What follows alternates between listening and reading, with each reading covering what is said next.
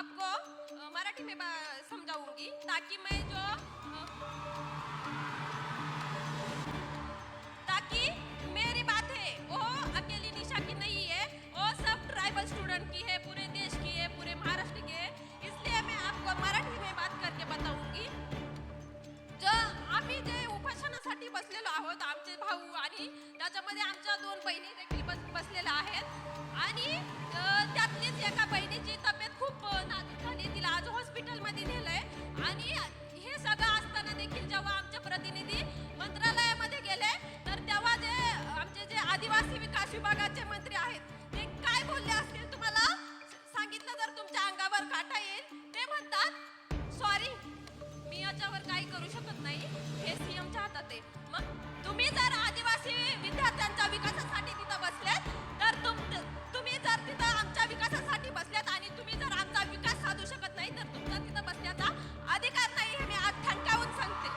आणि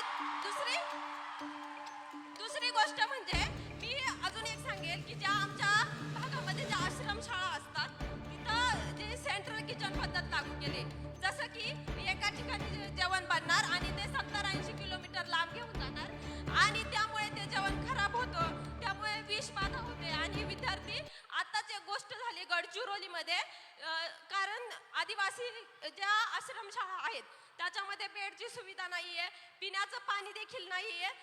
त्याच कारणामुळे गडचिरोलीमध्ये विद्यार्थ्यांनी झोपेत असताना त्यांना मण्यार सापाने दंश करून 3 विद्यार्थी मेले आणि 3 विद्यार्थी अजूनही हॉस्पिटलमध्ये आहेत।